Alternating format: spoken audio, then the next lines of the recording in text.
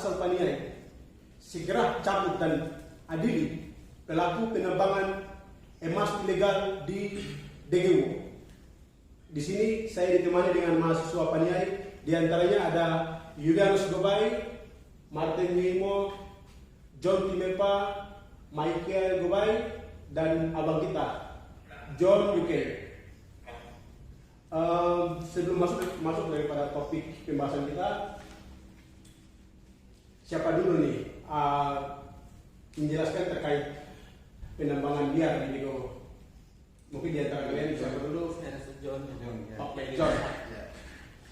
Baik, terima kasih buat waktu dan kesempatannya.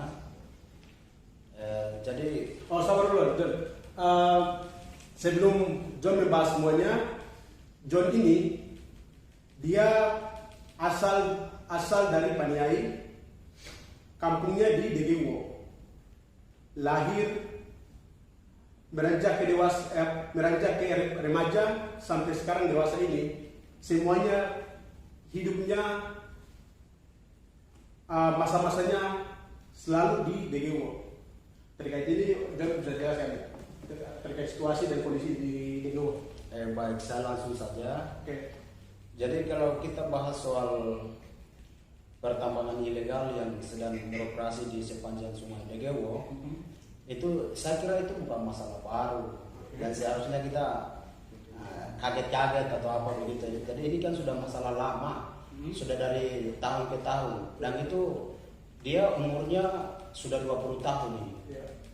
Nah, jadi kalau kita melihat dari perkembangan munculnya emas di DGW tersebut itu tuh awalnya dari tahun 2001 pergi tahun 2001 pergi 2002. 2002, oke. Betul.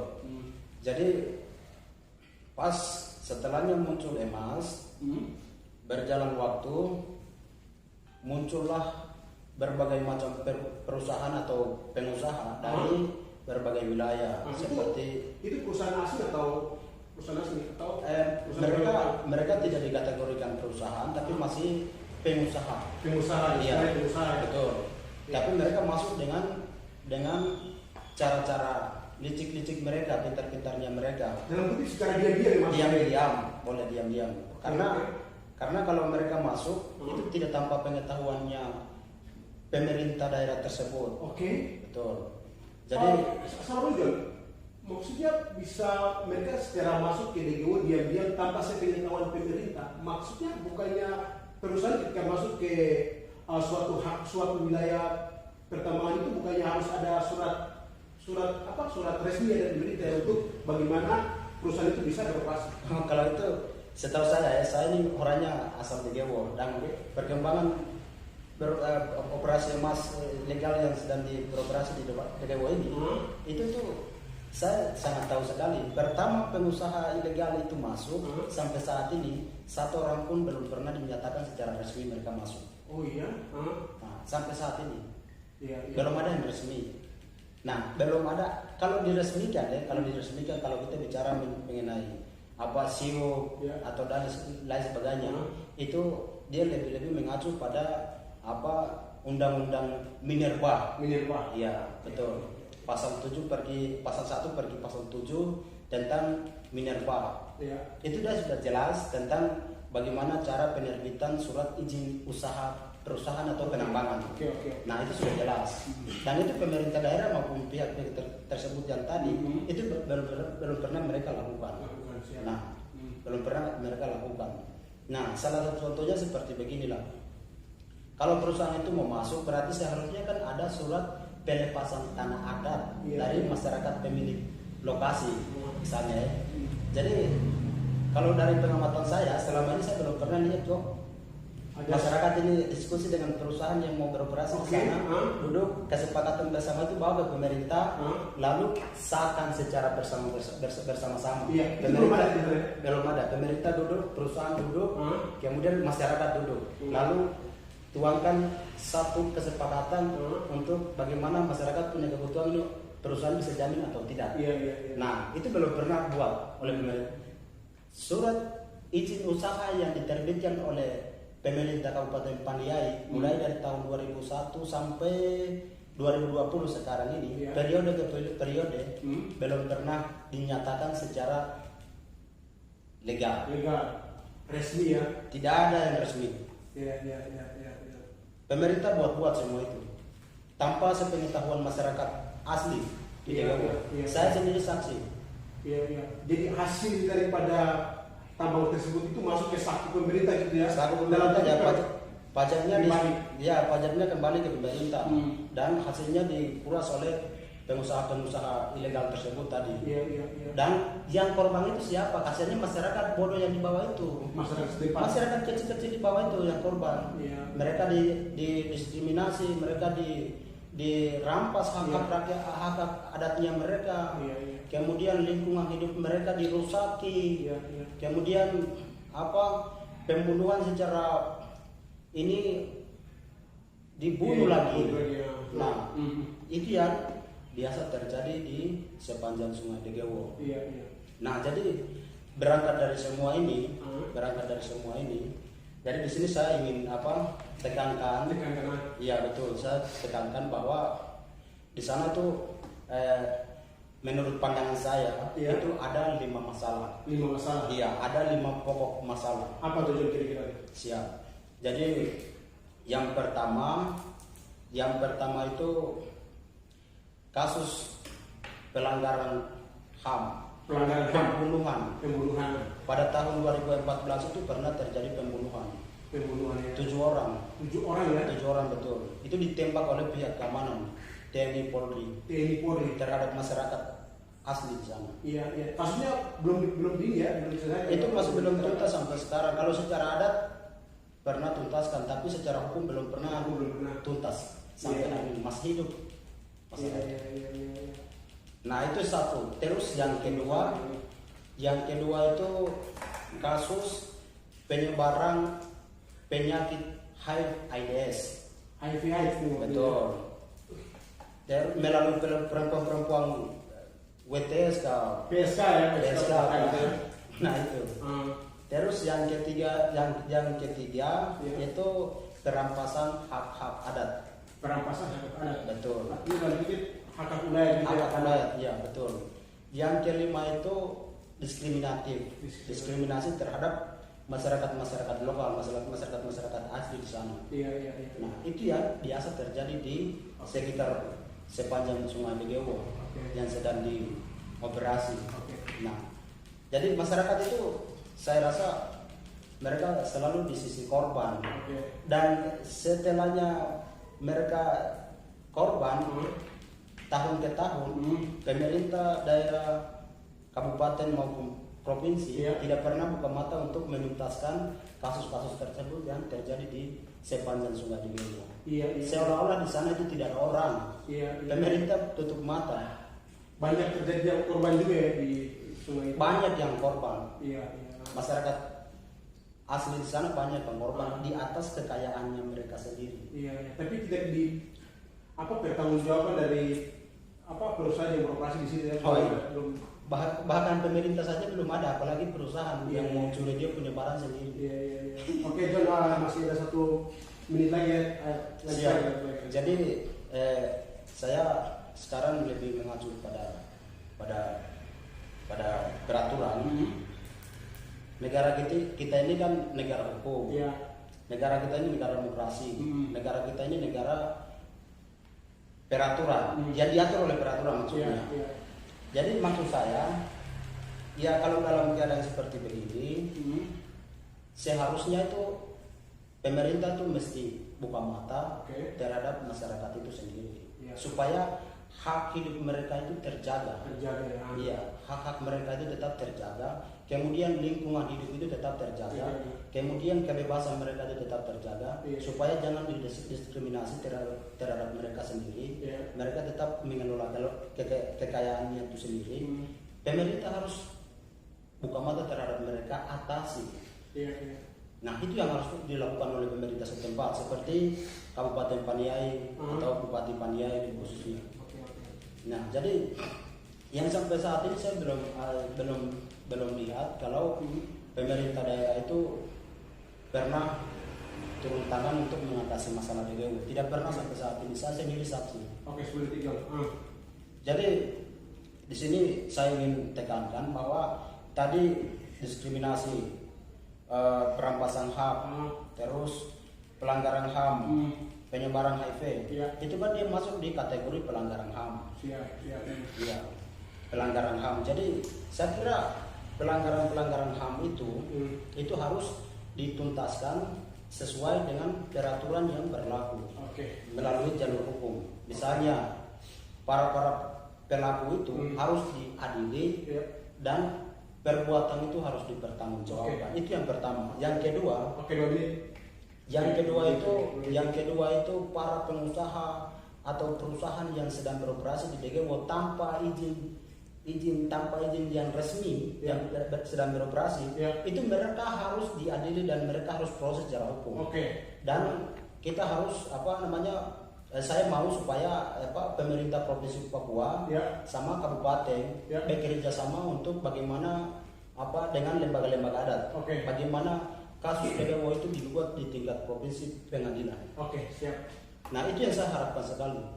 Dan harus masalah DGW itu segera tuntas. Kami sebagai mahasiswa, kami sebagai intelektual, kami tetap akan menyuarakan sampai masalah DGW itu tuntas. Terima kasih. Waktu habis untuk John. Sekarang ke mahasiswa yang kedua untuk bagaimana utarakan pendapatnya. Mungkin mulai dari siapa? Yugo, Martin atau mungkin Martin. Oh iya, baik. Menarik Martin. Kalau pendapat menurut saya itu kalau masalah DGW itu ya solusi jalan keluar untuk tuntaskan masalah sedang birokrasi di DGW. Itu di tengah pemerintah harus bagaimana berupaya untuk pemerintah harus berupaya untuk hentikan ilegal yang sedang beroperasi. Siap. Yang di DGW DGW. Iya. Jadi itu karena tanpa izin. Mereka masuk tanpa izin beroperasi. Maka sampai sekarang masyarakat di sana itu mereka tidak senang. Tidak menikmati dengan baik, mereka punya hasil sendiri. Dan juga mereka mau supaya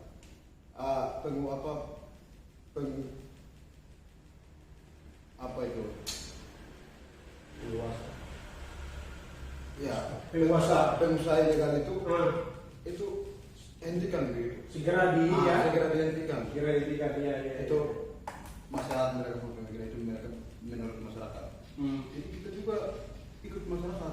Satu menit. Kita juga harus ikut masyarakat dan juga kita harus tuntut kepada pemerintah. Pemerintah harus bersikeras untuk segera hentikan. Segera cabut untuk ilegal segera di DGW. Dicabut Dicabut. Hak beroperasinya karena mungkin terjadi banyak korban yang jatuh sampai eksploitasinya gunungnya belum semakin mundur, hancur, tercemar, longsor, tercemar, banyak masyarakat korban gitu ya. Oke, Martin, waktumu habis. Sekarang kita beralih ke mahasiswa satunya lagi, yang ketiga siapa? Kira-kira Michael ya? Saya. Siap. Kalau dari saya sih saya cukup saya hanya menangkap dari undang-undang otonomi khusus yang sudah dikasih oleh pemerintah ke Papua ya. Siap. Saya ingin mengambil garis besar dari situ karena di Undang-Undang Nomor 21 tahun 2001 itu kan udah tertera semua. Substansinya itu soal-soal masyarakat adat, soal-soal perekonomian, hak-hak penduduk dan semuanya itu sudah tertera di situ. Dan saya ingin mengambil soal DGW ini lagi tuh karena ini kan sebenarnya kan tugasnya pemerintah untuk menumpas tambang-tambang gelap ini yang lagi beroperasi selama puluhan tahun yang tadi saya bilang. Nah, untuk itu juga kan di substansi itu ada yang namanya perlindungan hak-hak masyarakat adat dan hak asasi manusia. Ya. Itu sudah tertera. Oke. Dari substansi itu saja kan kita harusnya sudah bisa menangkap bagaimana perlindungan, terus namanya pengayoman dan kawal dari pemerintah provinsi atau pemerintah daerah untuk mengawal masyarakat lebih maju dan lebih berkembang lagi. Iya. Nah, tapi soal ini tidak sama sekali. Apalagi yang tadi Bung John bilang itu soal masyarakat tersingkir secara halus dan soal pembunuhan yang tadi, diskriminasi, soal lingkungan hidup juga dampaknya sangat besar. Nah, untuk itu saya rasa ini adalah tugas pemerintah dan tugas kita juga sebagai masyarakat dan mahasiswa mengawal kasus ini. Jangan sampai tidak termasuk Pemprov gitu, maksudnya dari gubernur. Nah, itu tetap mereka atau Pemprov ini yang harusnya bertanggung jawab besar atas masalah ini.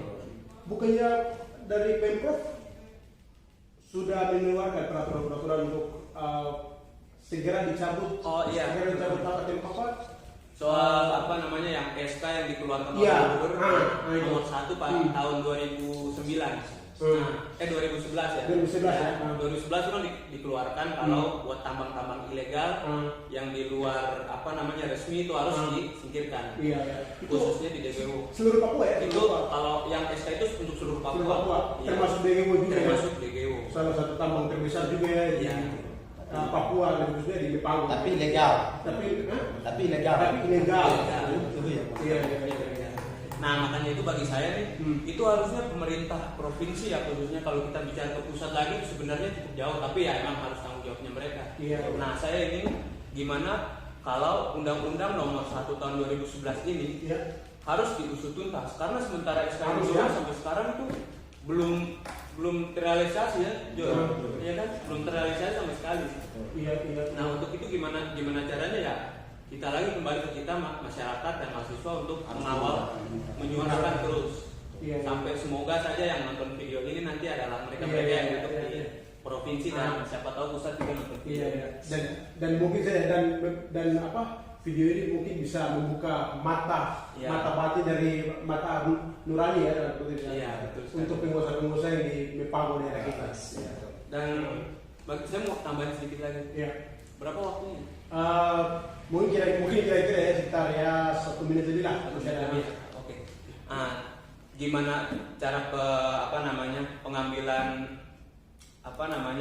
tindakannya?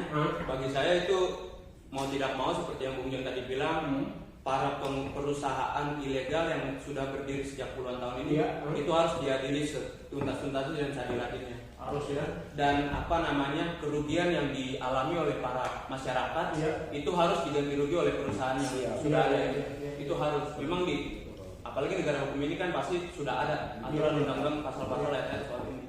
Nah, karena kalau misalnya kita kembali ke hukum adat itu kan mereka tidak bisa membuat suatu kebijakan yang soal mempenjarakan orang tidak bisa, jadi harus dikawal digugat ke pengadilan tingkat 1, tingkat kabupaten atau provinsi. Nah, di sini saya mau mengutip gimana candaan-candaan kita di Papua. Saya ingin kritik sedikit soal bupati dan gubernur. Itu kan kalau kita candaan lucu misalnya kan, kok makannya ini, kalau tidak, kok punya om itu kecil. Om kecil ya. Istilahnya kalau bahasa kita om daba ya. Om daba. Soal itu. Nah, saya ingin menantang para bupati dan para elit-elit yang duduk sekarang di pemerintahan pusat, provinsi maupun kabupaten. Kok bisa cabut para perusahaan ilegal ini dan menguntungkan masyarakat yang ada selama puluhan tahun ini yang sudah dirugikan? Kalau kok tidak bisa cabut, kok om daba? Sangat benar ya, betul. Itu saja yang paling saya sampaikan. Oke. Kembali tadi ya, narasi yang tadi itu konteksnya tuh maksudnya bukan untuk DGW saja, tapi untuk seluruh tambang yang ada di wilayah ini ya, Papua. Oke, menarik nih. Oke, Michael, waktu kayaknya sudah sekitar masih ada 2 detik, tapi ya kayaknya sudah mau habis ya. Jadi kita alihkan lagi nih ke mahasiswa selanjutnya. Mungkin siap? Yugo. Ayo kenapa Yugo? Jadi pendapat saya sebagai mahasiswa mengenai Oke. kalau kita bicara tentang emas ilegal di Paniai itu sendiri, bahkan juga seluruh tanah Papua. Oke. Saya pertama saya sedih sekali sebagai orang Papua. Sedih ya, sedih. Sangat sedih. Yang kedua, saya ikuti berita-berita saya tidak dahulu Oke. berbicara menanggapi soal ilegal yang merajalela di Papua. Iya. Khususnya di DGW. Saya ikutinnya begini. Oke. Pemerintah yang sekarang ada provinsi Papua. Saya tidak semua pusat karena yang ada di daerah provinsi Papua sama daerah. Daerah misalnya di Kabupaten Nabire dan Paniai. Iya, iya. Itu ikuti Nabire dengan Paniai. Ya, Nabire dan Paniai. Karena sebelum dulu ya, Paniai itu adalah Nabire. Nabire, oke. Jadi jangan sampai kita lupa gitu. Oke. Dulu dari zaman Nabire itu legalnya udah masuk. Nah, Oke. mau saya singgungnya di situ. Legalnya sudah masuk legal. Sudah masuk ya. Oke. Sebelum Paniai itu di Nabire. Jadi kutipan saya dalam bahasa yang saya mau bilang kepada pemerintah. Oke. Nabire, Provinsi Papua, Nabire, Kabupaten Nabire dan Kabupaten Paniai. Anda yang duduk di pemerintahan sekarang adalah Anda orang Papua itu sendiri. Oke. Benar-benar. Kalau benar-benar Ya. Anda semua sebagai orang Papua, Oke. coba Anda tuntaskan kepedihan orang-orang masyarakat kecil Saya Papua. ya. Masyarakat Papua. Ya kita bicara soal aku lah ya. Ya. Berarti yang punya tanah ini masyarakat. Oke. Sampai saat ini masyarakat itu sangat sedih. Saya tidak bisa utarakan. Sangat kesedihannya mereka itu saya tidak bisa utarakan. Bahkan menjadi Jadi saya sebagai orang Papua, sebagai mahasiswa Papua, sebagai mahasiswa yang bicara di DGW, Iya, saya iya. satu kampung saya juga, Iya. Bung John, kita, Michael, Bung, kita yang semua di sini. Oke. Jadi cobalah pemerintah provinsi, coba lihat dengan hati gitu. Ya. Apakah pertanyaan saya kepada pemerintah? Apakah kalian semua ini dibayar dari para pengusaha-pengusaha yang sekarang merajalela di DGW? Mungkin dibayar. Mungkin dibayar. Oke. Atau tidak? Iya. Atau mungkin kalian sebagai pemerintah atau penguasa di sana, kami sebagai orang Papua itu sangat bingung sekali. Sangat bingung Saya ya. sebagai mahasiswa sangat bingung Oke. terhadap kebijakan-kebijakan pemerintah yang dibuat. Apalagi kami mahasiswa ini dari tahun lalu sudah mengajukan, Bung John udah mengajukan, udah buat menyuarakan di kabar Pago dan beberapa kabar yang diredet. Bahkan kabar Mapega juga ya sudah Saya setahun masuk juga. Siap. Juga Bung John. Ya. Tapi pemerintah Paniai dan Nabire lebih khusus tidak pernah tanggapi soal itu. Iya. Jadi saya sebagai mahasiswa di sana saya sangat sedih. Sangat sedih ya. Sangat sedih. Iya. Kalau untuk saya pribadi saya tidak bisa bayangkan kesedihan masyarakat Siap. sebagai korban. Siap. Tapi saya juga korban. Siap. Sebagai mahasiswa di Betul. Nabire. Nabire. Iya. Ibu masih ada 3 menit, aku masih ada 2 menit, 2 menit setengah lagi nih. Oke, tambah lagi gitu. Baik, ada tambahan. Jadi untuk saat ini Iya. wilayah Mepago, pemimpin-pemimpin kita di wilayah Mepago adalah latar belakang pengusaha. Oke. Pengusaha. Mereka udah paham bagaimana orang harus beroperasi. Beroperasi ya. Itu kan mereka udah paham. Yang jadi pertanyaan saya adalah kenapa sampai saat ini tidak dibatasi tindakan-tindakan ilegal yang sedang berjalan di sana. Iya, sedang beroperasi ya. Iya, sedang beroperasi. Oke. Anda udah tahu tuh. Sudah tahu. Ya, udah tahu dalam pengusaha kan. Iya. Jadi saya sangat bingung. Iya. Atau Anda mau saya harus main kasar kritik karena sini? Oke. Saya juga sebagai manusia, Oke. saya harus punya batasan ya. Jadi saya buang. Kalau Anda sebagai pengusaha, Anda bisa untuk mengatasi kepentingan masyarakat. Oke. Maaf juga, saya ada mau tanya sedikit nih. Yang tadi juga maksud dari narasi yang tadi, pengusaha itu dalam kutip itu pengusaha Mepago itu sendiri atau pengusaha di luar Mepago, entah itu pendatang atau bahkan asing. Itu kira-kira kok maksud saya tadi adalah pengusaha orang-orang besar, misalnya Bupati Nabire, bahkan juga bupati atau orang-orang besar. Bupati juga ikut terjun dalam situ untuk menurut saya adalah bupati-bupati yang ada di Mepago. Terus orang-orang besar, ibaratnya orang-orang besar yang ada di Mepago, latar belakang pengusaha semua. Ya, jadi kenapa sampai mereka tidak membatasi tindakan ilegal yang merajalela di wilayah Mepago khususnya? Dan itu sangat merugikan ya. Sangat merugikan kalau kemudian masyarakat itu saya tidak bisa bayangkan. Siap. Saya tidak bisa bayangkan. Oke, 1 menit lagi nih. Ya. Atau mana lagi? Ada. Jadi kalau kita bicara soal DGO ini adalah hak milik orang Me itu sendiri yang khususnya di daerah DGO. Oke. Kalau wilayah Mepago, kalau itu kan kalian udah paham itu namanya bagaimana orang masuk beroperasi. Siap. Ya langsung batasi lah. Siap. Supaya kemudian masyarakat, kenapa Anda bicara soal kesejahteraan? Anda saya tidak sama saja membahas masyarakat. Oke. Kenapa Anda sebagai pengusaha, kenapa Anda membicarakan kesejahteraan kalau tidak mensejahterakan masyarakat sendiri ya? Iya. Oke, Iko, ini waktu sudah 5 menit, sudah 5 menit, jadi kayaknya sudah ya. Oke, kita beralih lagi ke kakak senior kita Jakarta, Abang John. Oke. Bagaimana Abang soal tanggapan atau pendapat Abang sendiri? Siap. Untuk soal ini. Terima kasih banyak untuk waktunya. Ya.